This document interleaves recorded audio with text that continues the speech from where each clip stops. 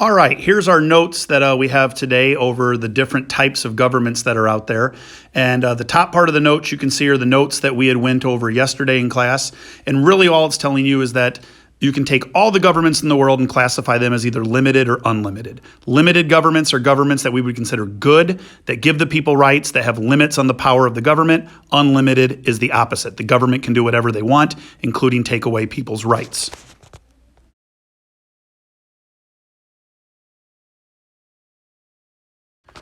So now moving into the different types of unlimited governments. At the top here we have a monarchy, which was on the worksheet you had due today.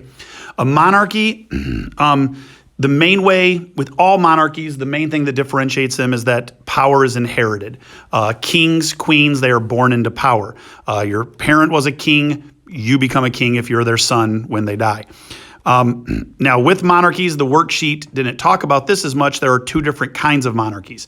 You can see here on the notes, there are absolute monarchies and there are constitutional monarchies. An absolute monarchy is just like the word sounds. Absolute means pure, 100%. Absolute monarchies are where the king has all of the power. In Saudi Arabia, where they still have an absolute monarchy today, the only one in the world, there is a president, there is a Congress, there is a Supreme Court. They run the country for the king. But if they do something the king does not like, he simply says no, and they immediately stop it and change it.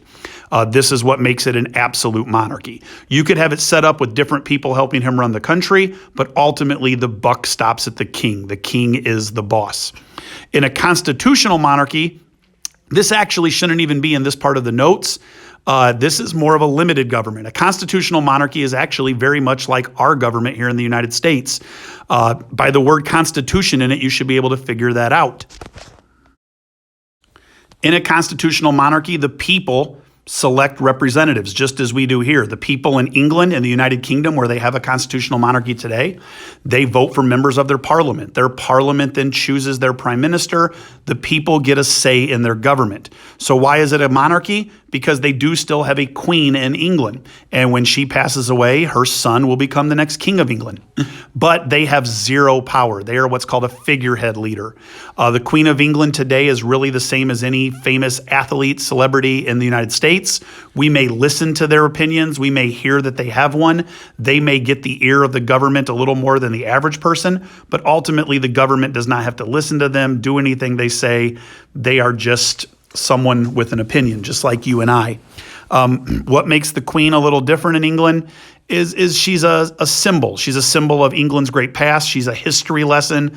The people revere her. They like her because she reminds them of a time when they were the most powerful country in the world. You could think of the Queen of England today as like their Statue of Liberty. She's a symbol of their greatness. But ultimately, she has no power. She does not have a role in their government. That is why they are more like us and less like Saudi Arabia. The king and the queen have no power in a constitutional monarchy. Next up, we have dictatorships, and monarchies and dictatorships are similar in that they're both authoritarian. Authoritarian means you have one leader who has all the power and only answers to themselves. If you get on a test and it says compare monarchies and dictatorships, they both have one leader with all the power if you're talking about a constitutional monarchy. The way that monarchies and dictatorships are different are that monarchies, the power is inherited, they're born into it. In a dictatorship, a dictator gains their power through fear and force. Some dictators may take their power because their parent was the leader. And you might say, well, how is that different than a monarchy? In a monarchy, it's written into the government that the next born son is going to be the leader. In a dictatorship, if they pass it on through family, it's because people are scared to stand up to them. Also, sometimes dictators are elected by the government. That's not a true election. It's where the people are too scared to stand up and do anything about it. What makes a totalitarian dictatorship a totalitarian dictatorship is that the leader not only controls the government, but they also control every part of their citizens' lives. For example, in Russia during the Cold War, Stalin, the leader, wanted Russia to be the most powerful country in the world. He wanted him to be the most powerful leader in the world. The problem was the people in his own country still revered God. They were a very religious people. So Stalin outlawed religion. If you had a Bible in your home, if you were going to church, if you were caught praying, you could be thrown in jail. Ultimately, this led to Russia being one of the most atheist nations in the world. And I believe at one point, 93% of the population did not believe in God. That just shows how a leader can completely transform his nation simply through by his control of every part of their lives.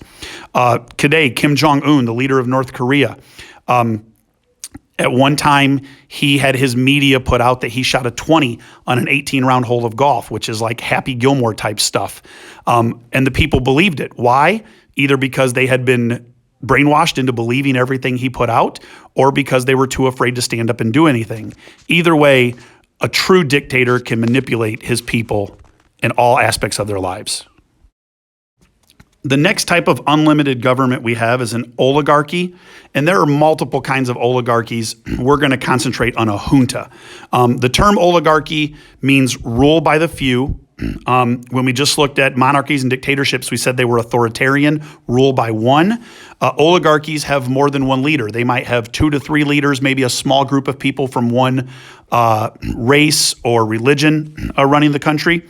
But an oligarchy just means you have a few leaders who are going to rule with a lot of the power. The type we have to know, a junta, is when the military doesn't like their leader. Their leader is probably living a lavish lifestyle. They're rich, and the people in that country are struggling. You usually see this in third world nations, countries in Latin America, Africa, Asia. And what happens is the military gets sick of their leader. And so a couple of the highest ranking generals get their soldiers together, they lead a coup, and they overthrow the leader. This is what a junta is. If you were to get on a test and want to try to remember this, a nice clue is that the fact that the word's pronounced junta and not junta, it has the H sound like a Spanish word, which should hopefully help you remember that this is in the third world nations of the world where the military has a big presence and the people struggle. Usually a junta becomes a dictatorship eventually, as with 2 or 3 leaders, one of them is going to be the alpha, and eventually they're going to tell the other members of their junta, I'm the boss, you listen to me, and a dictatorship will come about from this oligarchy.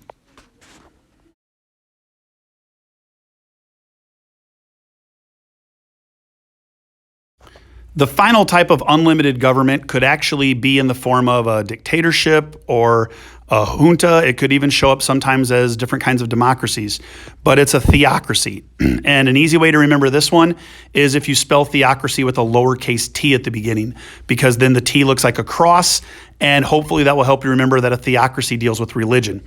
What happens in a theocracy is you have a government that wants to make the people follow them by any means necessary. So they attach religion to their government.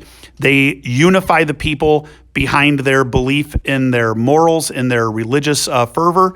And by telling the people all of our laws, all of our government decisions are backed by your religion, the people are more inclined to let things go that they question, that they don't think are right, because they don't want to make their God, their deity, upset. In the country of Iran, their government has a president. It has a Congress. They pass laws very similar to how we do. But once the law is passed, it has to go to their Ayatollah, their holy man, and he is going to look at that law and decide, does it match up with their holy book, with the Quran? If the law does, it becomes a law the people need to follow.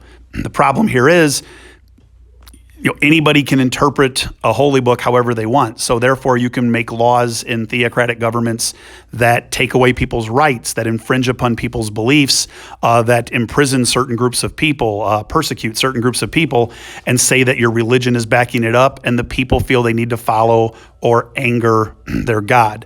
Many theocratic governments are dictatorships that use the idea of their religion to force the people to follow bad decisions. You can see here in our notes that we also have the word Vatican City. The Vatican City is the home of the Roman Catholic Church. Unlike most of the other examples that I gave where it was a government using religion to rule, in the Vatican it's a religion that has become a government. The Vatican is the home of the Pope. It is the home of the Catholic Church. They are in the city of Rome in the country of Italy. They didn't want to have to abide by Italian and Roman rules, so they became their own country so they could make their own rules. The Pope is obviously ruling for God. The rules they make there to govern their small country, which is really just the building the Pope lives in, are more religious doctrine that we say are government rules because they had to become a nation. So even though the Vatican is a theocracy, it's a little different than Iran and other theocracies. Now we get to the limited governments in our world. These are the governments where the government cannot just do whatever it wants, where the people's rights are usually protected. These are democratic governments. Democracy means a government of the people. This is where the people have a say. There are two types of democracies, and these were both in your worksheet. We have direct democracy and representative democracy. We'll start with direct democracy. Direct democracy is a government where what we're trying to do in a direct democracy is, all governments are trying to have the people make laws to make their lives better. In a direct democracy, we're cutting out the government part of it. The people are the government. You've heard the saying before that the best way to get from point A to point B is a straight line. In a direct democracy, that is what we're doing. We're going from the people here at point A to the laws at point B directly. You can see there from the arrow. So what a direct democracy is where all of the people in a country would come together. They would all debate the issues at hand. They would discuss the issues at hand, and then everyone would get a vote. This is a pure form of democracy. Nobody could say the government doesn't listen to me. I don't have a voice. You are the voice. There is no government. You are the government. A direct democracy is the best form of democracy there is because the people truly have the power. Unfortunately, in our world today, there are so many people, direct democracies cannot work. There are none at the national level in the world today. Because in America, for example, if we had 320 million people meet and discuss an issue, by the time they got ready to vote, months would have passed. By that point, we've missed out on so many other things our country needs, we would fall apart. Therefore, a direct democracy just doesn't work in the world today. Now, the next type of government we have that's a democracy is a representative democracy. And that is just what it sounds like. Instead of now the people doing everything, we choose representatives to do the work for us. In a representative democracy, the benefit is it goes much faster. We choose leaders to go and make our decisions. We have time then to enjoy our lives. This is the type of democracy that most places around the world use. Going back to the diagram, here we no longer have a straight line of point A to point B for government. We add in the representatives. And now, to make laws to make the people's lives better, you go from the people electing representatives, and then those representatives making the laws that make our lives better. It's not a direct democracy anymore. We don't go straight from the people to the laws. We add in representatives. They're a middleman. They make our lives easier, and we still get the laws that make our lives better. That's how a representative democracy works.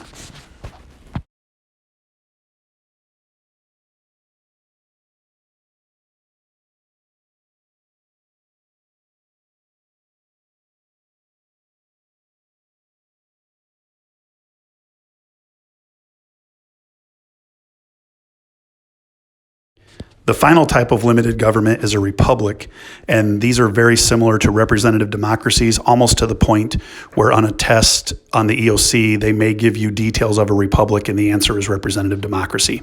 I think it's important to know the difference between the two. A republic is the kind of government we have in the United States, and the way it works is you elect representatives just like you do in a representative democracy, but the way it goes down is they handle all of the work. They are going to go to Washington, D.C., and they are going to do everything for us. I've elected many presidents. I've voted for many Congress members, but I have never got to meet with the leader of China. I've never got to vote on a law. I have never made a decision in the Supreme Court.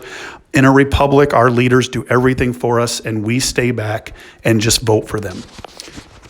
In the diagram that is getting ready to come up, you can see that it's no longer a direct democracy. We are the A, we are the people.